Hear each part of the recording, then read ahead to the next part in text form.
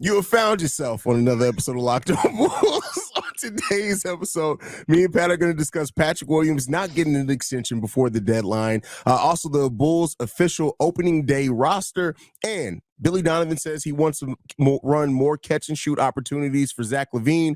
Me and Pat have only been calling for that for about 2.5 years. We're going to talk about all that and more right after this. You are Locked On Bulls, your daily podcast on the Chicago Bulls, part of the Locked On Podcast Network, your team every day.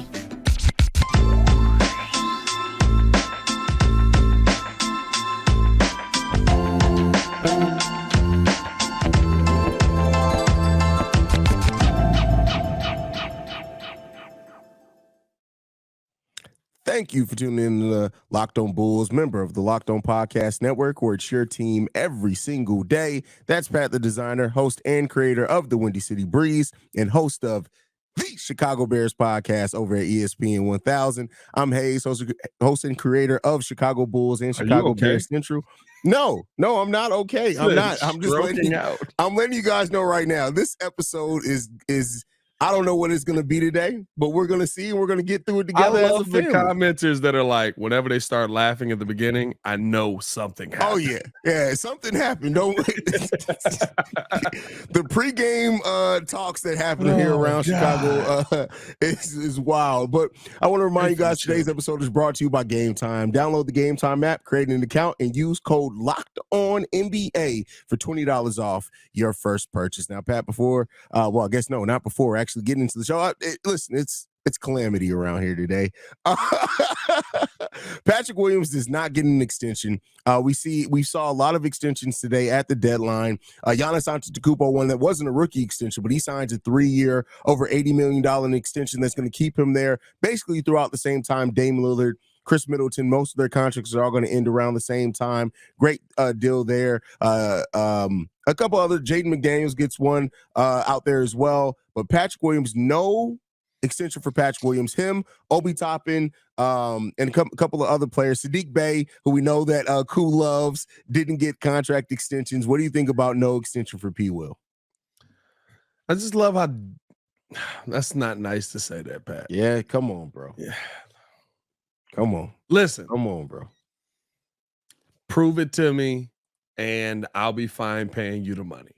Shout out to all the people who are not updating their brains based on what the modern NBA is. I'm sorry that this is my job to do this every day, and you don't agree with our opinions in the comments, but percentages are percentages, and there were a lot of good contracts handed. I thought Jaden McDaniels was one of the best contracts I saw today. Oh, yeah. I'm not going to lie to you. Listen, especially for a team that has two centers that don't fit together, they're probably eventually going to have to move on from one of them. You get a defense. One. You got a defensive player in Jaden McDaniels down there who's taken leaps and he's been asked to do more. He's kept his efficiency and his defensive acumen. I really like the Jaden McDaniels. I don't have anything negative to say about that. Some of the ones that stood out to me that were a little bit questionable, like Najee, 4 years, $32 million. Not a bad long-term money or anything there, but it's like, did you really have to extend him there? I guess I thought with the change in the salary cap and the second tax apron, we would see more teams kind of do what the Bulls are doing, allow the players to prove it, and then you can let the market dictate them. Or if they excel, you can then offer them the max and not have to worry about them getting to restricted free agency. But it seemed like a lot of teams wanted to go ahead and lock their young players in. And that's the mindset that we saw. I think that was the most surprising thing, how many people locked in a lot of players who I think have potential, a ton of potential. I'm not going to lie to you. Like Cole Anthony getting 3 years, $39 million. That one was very, you know what though? That's such a team-friendly deal that I guess I understand it. The only thing I don't understand about Cole Anthony getting the extension is like, it's just why now? I guess it goes back to my thing. You just drafted another point guard in Anthony Black on that team. Like, look, you got Fultz, you got Suggs, you got Cole Anthony, you got Black, who you just drafted. I don't know. I have. And are any of them the starting point guard of the future? Like I don't know, bro.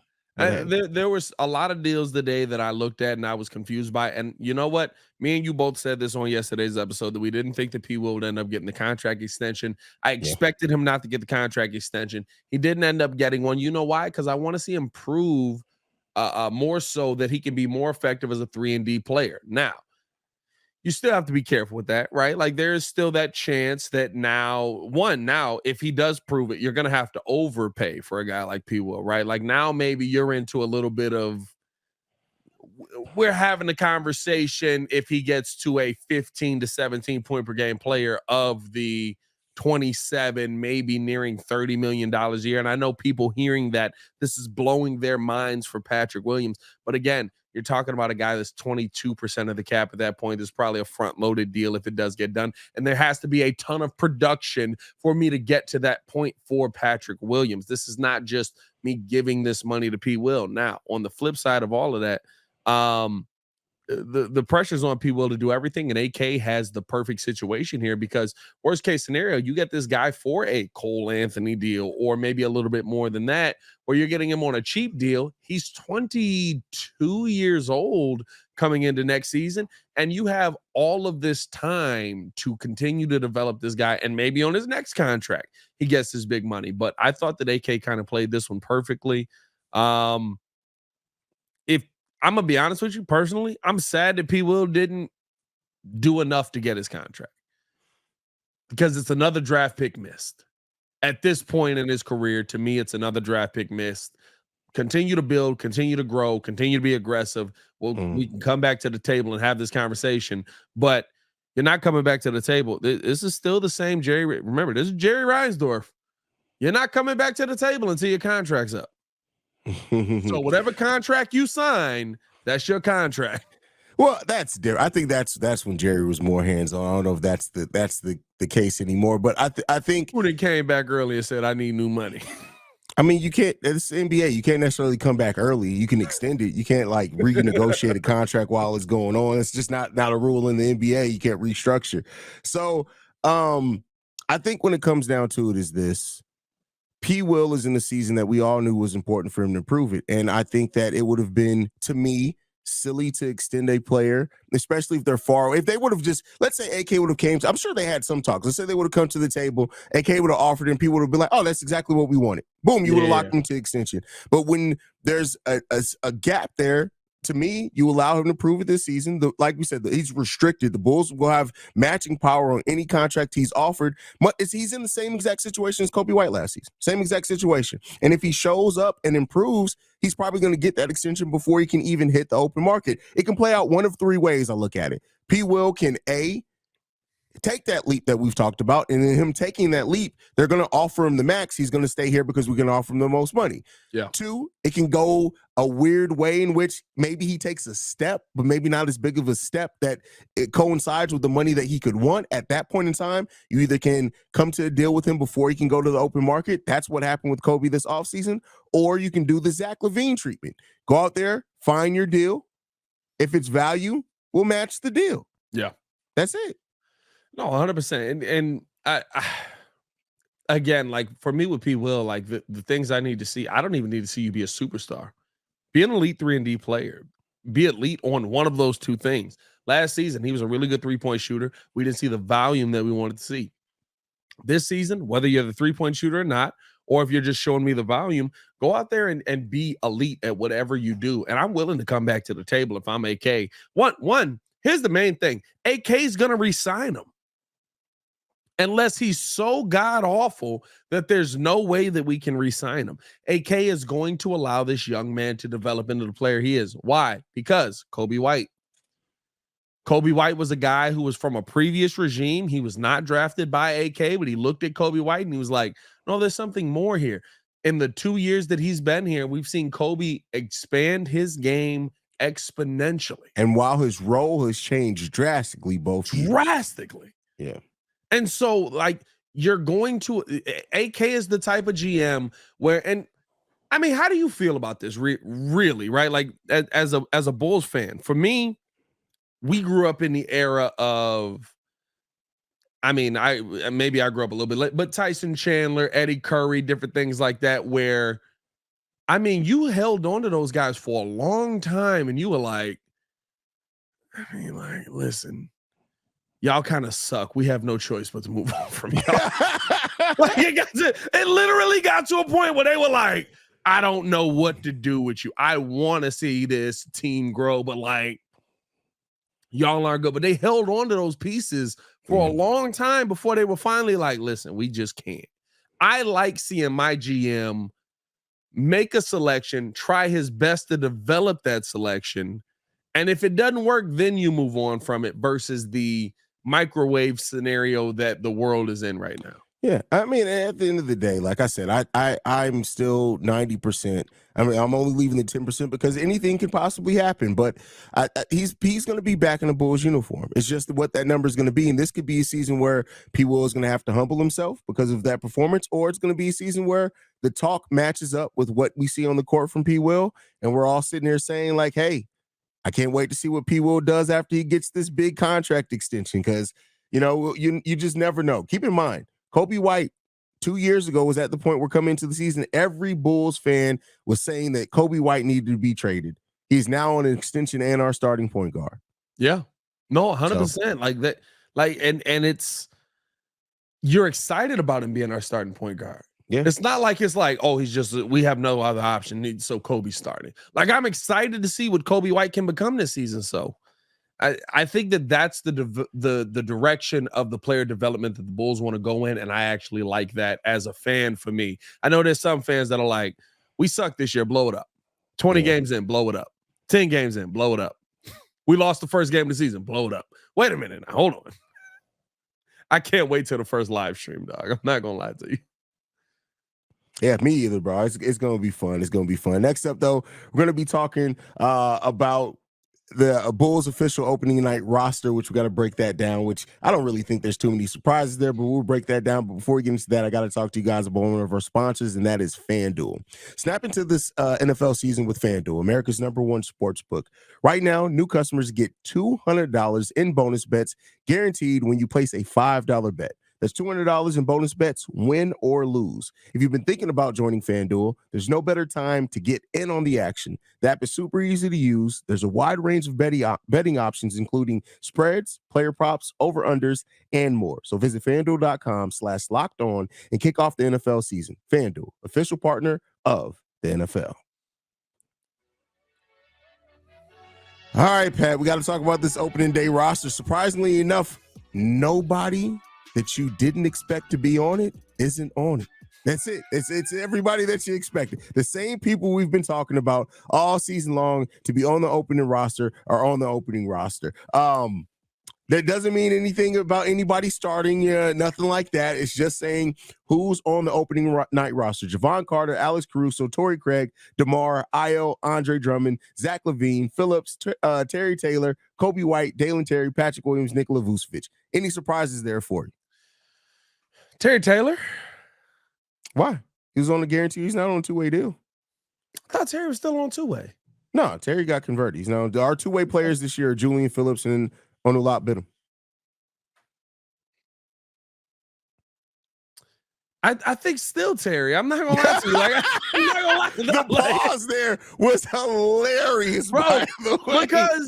Because here's the thing, right? What have we said about Terry Taylor? And I think it's more so just the utilization of him, right? Like, what have we said about him the entire time that our host from Locked On Pacers said when Terry Taylor was a part of their team?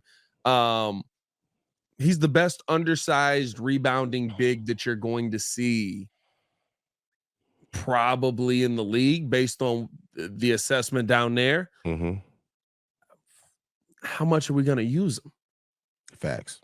You know what I mean? Like that's all that I'm asking here with the, and I get it, right? Listen, there's going to be guys who are on the end of your bench. There's going to be guys who are never going to see the court for the most part, right? And a lot of the guys that we've mentioned a part of this lineup. I mean, I think most of the guys that made the team, even some of the guys on the end of the bench there, we were like, I don't know what minutes you have, but I literally see, like, do you see a role for Terry Taylor on this team? I mean, honestly, yes. And I think that it's going to be some times where I know we've talked about Vooch and DeMar. I'm sorry, Vooch and Drum sometimes playing some lineups together. Yeah. But I think there may be some cases where if we absolutely are just getting feasted on the boards and beat badly, and the bench units out there, he may throw Andre Drummond and Terry Taylor lineup out there. Not a lot. I'm not saying a lot, but I do see that. Listen, I'm like, is there 2 minutes left in the game and we up 30? Like, I No. don't want to see that lineup. I'm not gonna. Maybe that's the small ball lineup that he talked about a little bit. I like that he kept him around. Julian Phillips making the team was a given. Adama Sanago and those guys, I think we knew they were going to go down. You know what? To me, I would have swapped. I think we saw enough in Unerlop in minimal time to see him make the main roster. I'm not gonna. I know it's very small, but it's not like we saw a ton from Terry Taylor. He's on the team because of the contract change. Yeah, here's the thing. I think that this first season is for them to want to make, because keep in mind, Unerlop was a player that we saw him as a shooter, and that shooting looks legit. We gotta say his name right. We have to change our brains. Unerlop. That L and A. We both got dyslexia. I know, right? It's the R, where the R is placed. Just it messes with my brain. OB. We got OB.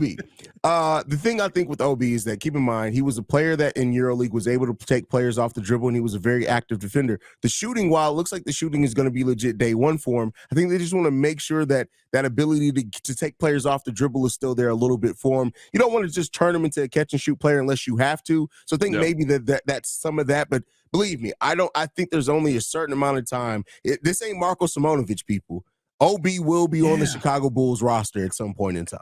Yeah, and I think this season, I don't believe that he's a wait and see piece. I thought we saw him again, limited minutes, end of the game time, but we saw him do things with confidence. And to me, that's the one thing that a lot of the guys on this team, who were the younger guys, I have question marks on. Dalen Terry, I've got question marks on.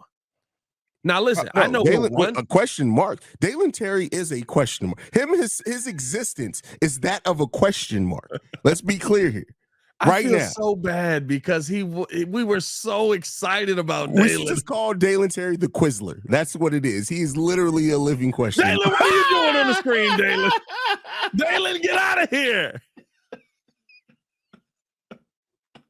He just popped up out of nowhere. That is hilarious.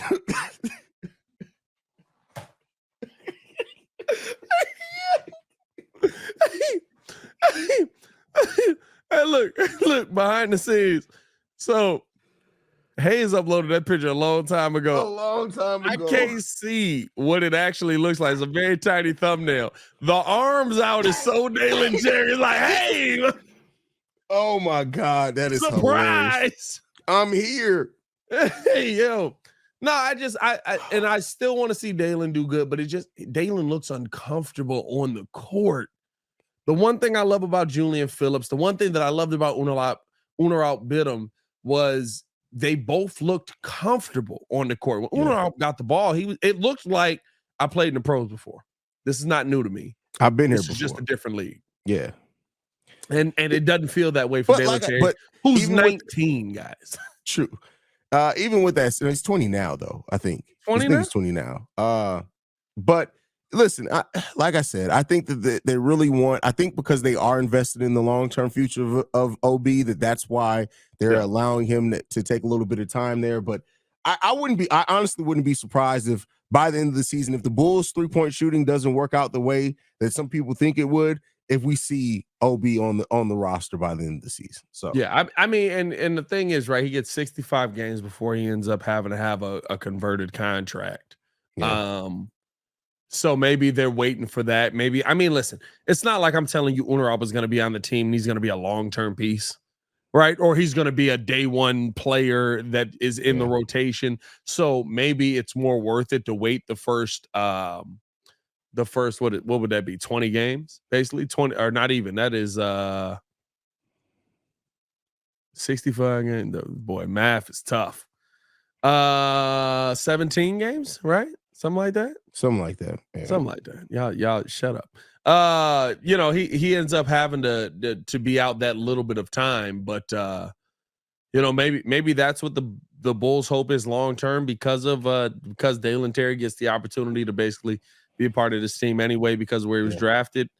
I don't know. It feels like you're trying to hold on to a pipe dream at this point for me, but outside of that, there's no other names on this team that I'm surprised by. The roster is pretty much set.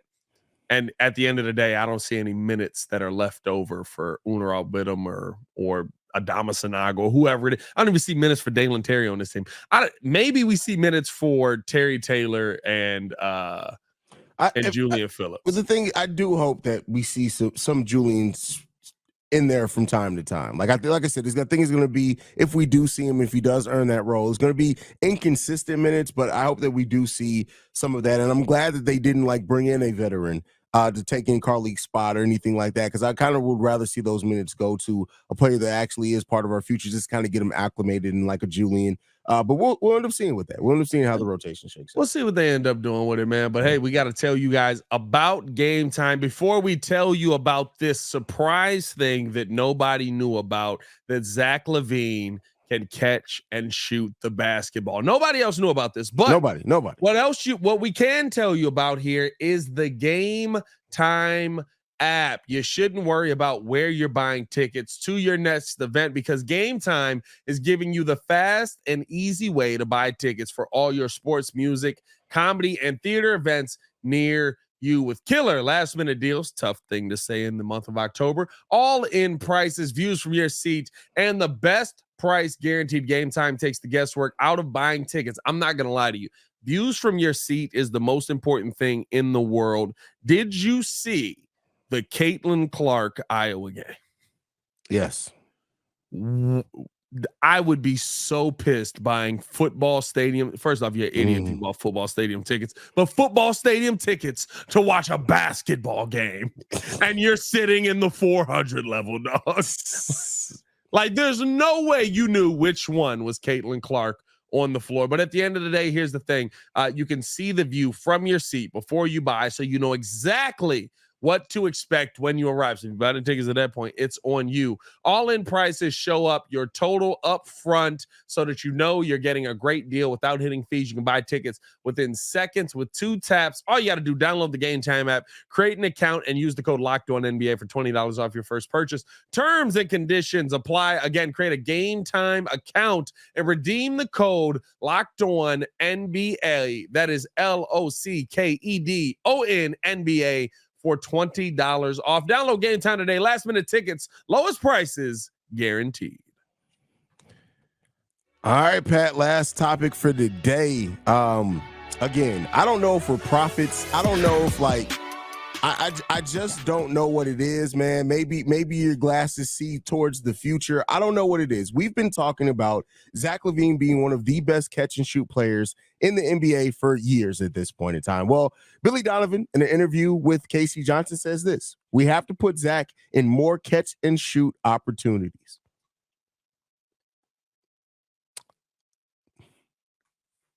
What a savant. Yes. I mean, my God. Who would have ever thought Zach LaVine can catch and shoot the basketball? And Zach LaVine, to his credit, also interview with Casey. He said this: so if I can get catch and shoots throughout the game, or easy shots, back cut layups, whatever it might be, I'll be more happy than anybody. I can still play my game and get to the rim when I need to. I'll take as many catch and shoots as I can. It's like Jesus Christ himself came down and taught Zach LaVine how to shoot a catch and shoot shot. Are you telling me Zach LaVine can't catch and shoot? Like, this is idiotic. We've been saying this for years. His percentages on catch and shoot, bro, it's literally like he's got a badge on 2K. Yeah. Like he's an elite catch and shoot player in the NBA. It's crazy to think that at this point in the game, we'll be talking about this with Zach LaVine. Now, here's the thing.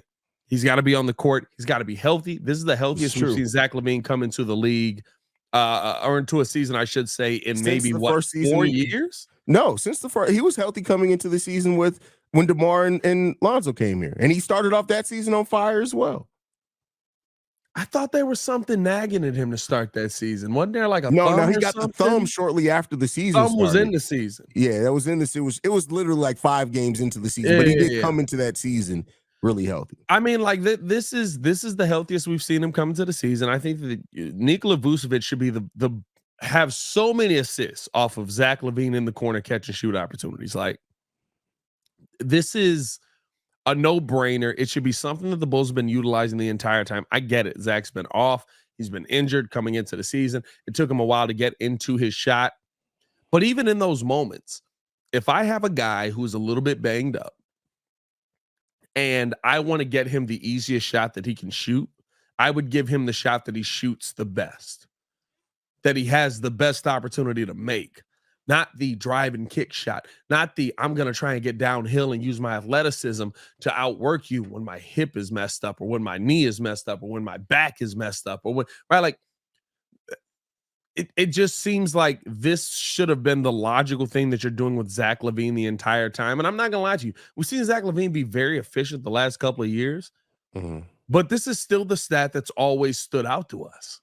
And it's the stat that I believe has been the most underutilized for the Chicago Bulls. And so I guess, right, better late than never. Can we say that about a head coaching decision? I mean, listen, at the end of the day, this team is trying to improve this season. So I'm not going to knock the fact that we're making that, but it's just like, all right, why did it take this long? But listen, if he had, much like I say with everything with Billy Donovan, if he does it consistently, if he holds true to it, I got no problems with it. But let's just hope he actually does it because Billy Donovan utilizing, what's the thing that I've been saying all summer and you've been saying as well, it's like there's so much improvement to be made with this roster by just using the players that we have a little bit better to their strengths. This is one of those things that we've been talking about. So if it does hold true, and I know we joke, we play around, but I do think it can add so much to the Chicago Bulls game overall by doing that. Yeah, I mean, this is something that to me, everyone can benefit from. I think it makes Kobe White's life easier as a point guard, trying to figure out how to facilitate the Zach LaVine. I think it makes Nikola Vucevic's life out of the post a lot easier.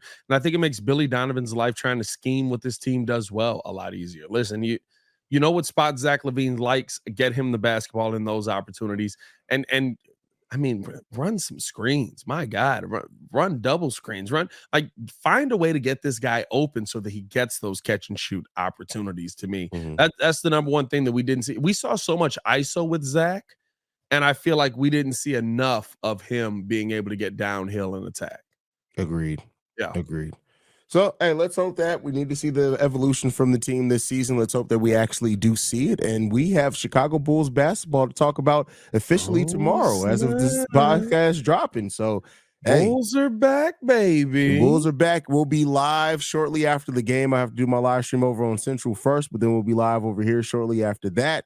It's going to be a fun season, man. Hey, man, follow us on everything at Locked On Bulls. You follow me on everything at Pat the Designer. Stay tuned with us because there's going to be some hilarity this season. At worst case scenario, you get to see me lose my mind at Billy Donovan playing small ball all the time. Anyway, keep it going. Let's hope it's not all the time, but I get what you're saying. Thank you guys so much for tuning in to another episode of Chicago Bulls. Oh, wait, wrong show. Hold on. Hey. I'm plugging the wrong shows, man. Thank you guys for tuning in to another episode of Locked On Bulls, man. Me and Pat will be back tomorrow. Locked On Bulls is free and available on every podcasting app and platform of your choice, as well as YouTube. I want to thank you guys for tuning in.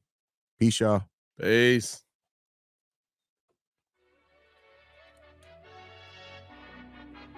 I will keep a mandatory table to flip during the season just in case. Hopefully I don't throw any desk chairs like I did for the Bears. That's for sure. How's that chair doing? It's struggling. It's struggling.